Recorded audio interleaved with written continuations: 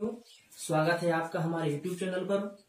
तो आज हम मित्रों आचार्य विश्वनाथ के द्वारा रचित साहित्य दर्पण के अंतर्गत जो दशम परिच्छेद है, दशम परिच्छेद में आचार्य विश्वनाथ ने अलंकार का वर्णन किया है।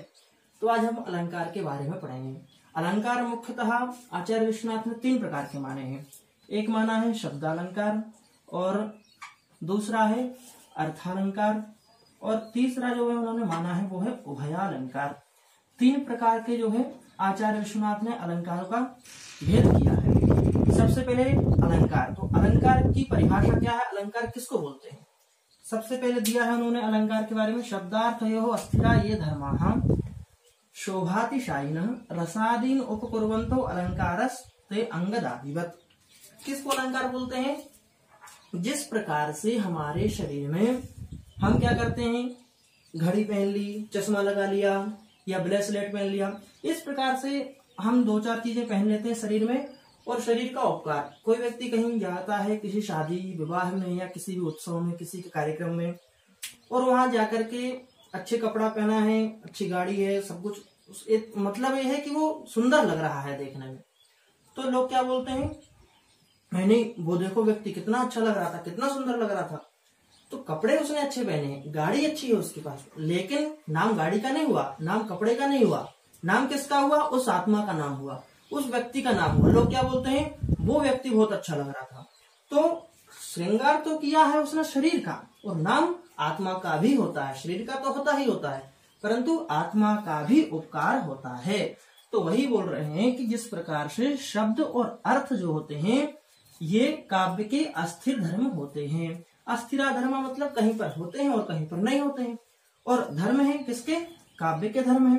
किस प्रकार से है? तो शोभातिशायिनः, ये काव्य की शोभा को बढ़ाने वाले होते हैं, काव्य की शोभा के वर्धक होते हैं।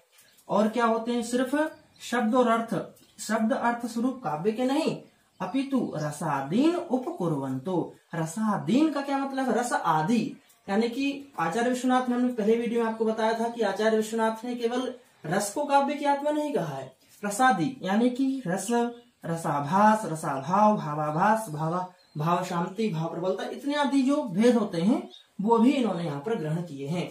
तो उन सभी के केवल शब्द और अर्थ का नहीं, रसादीन उपकुर्वन्तो यानी कि उपकार करने वाले होते हैं।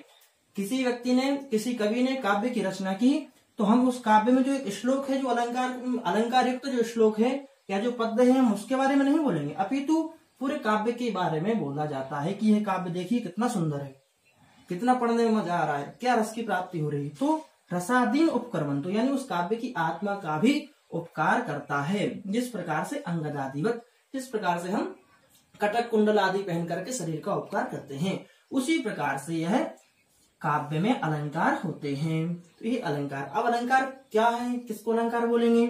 तो बोलते हैं अनुप्रास, उपमा, दीपक, रूपक आदि बहुत सारे अलंकार काव्य के अंतर्गत होते हैं। तो सबसे पहले हम शब्दालंकार के बारे में पढ़ेंगे। शब्दालंकार में भी हम सबसे पहले अनुप्रास अलंकार के बारे में पढ़ेंगे। अनुप्रास अलंकार का क्या लक्षण है? आचार्य विश्वनाथ के अनुसार अनुप्रासः शब्द साम्यम वैषम्येपि स्वरस्य यत्। स्वरस्य यानी कि स्वर, व्यंजन वर्ण दो प्रकार के होते हैं, एक स्वर वर्ण होते हैं और दूसरे व्यंजन वर्ण होते हैं।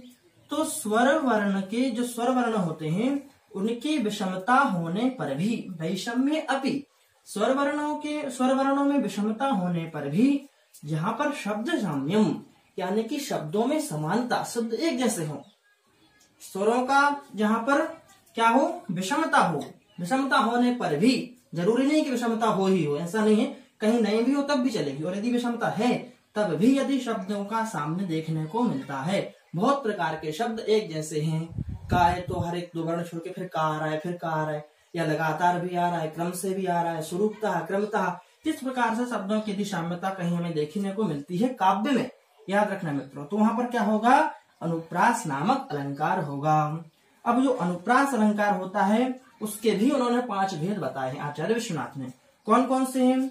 एक है छेकानुप्रास, छेक, दूसरा वृत्त्यानुप्रास, और तीसरा है श्रुति यानी कि श्रुत्यानुप्रास, अंत्यानुप्रास यानी कि अंत्यानुप्रास, और चौथा है लाटानुप्रास। छेक अनुप्रास की क्या विशेषता है? छेक का मतलब होता है विद्वान व्यक्ति। पुराने समय में कहीं पर विद्वान व्यक्ति होते थे कहीं क्षेत्र विशेष में, तो उनको छेक बोला जाता था। मतलब वो जो बात बात में एक युक्ति बोल देते थे, जैसे अभी अपने यहाँ देखने को हमें मिलती है, उस प्रकार की युक्ति जो बोल देते थे बार बार में, उसको छेक बोला जाता है। और वृत्यानुप्रास इसी प्रकार से, वृत्यानुप्रास हम पढ़ेंगे तो हम आपको इसके बारे में भी बताएंगे। श्रुत्यानुप्रास का मतलब होता है सुनने में जो अच्छा लगे। तो जो कवि लोग होते हैं जब वो सुनते हैं काव्य को, तो उनको सुनने में जो अच्छा लगता है बार बार, उसको श्रुत्यानुप्रास के अंतर्गत आता है। अंत्यानुप्रास जिस प्रकार से हम रामायण की चौपाई देखते हैं, तो अंत अंत में हर एक शब्द, हर एक वाक्य रामायण में चौपाई में देखने को मिलता है, तो वो हो जाता है अंत्यानुप्रास में। और लाटानुप्रास में, लाट ये भी एक देश विशेष का नाम है। जिस प्रकार से हम साहित्य में बहुत सारी चीजें, लाटानुप्रास एक अनुप्रास का भी नाम है, एक लाटी वृत्ति भी हम पढ़ते हैं काव्य की वृत्ति में, तो इस प्रकार से लाटानुप्रास भी आता है। तो मित्रों अगले वीडियो में हम ये 5 प्रकार के जो अनुप्रास हैं इनके बारे में और 1-2 अलंकारों के और बारे में विशेष रूप से पढ़ेंगे। आशा करता हूं मित्रों आप लोगों को यह वीडियो बहुत पसंद आएगा और आप लोगों के लिए बहुत सहायता भी प्रदान करेगा। धन्यवाद सभी का।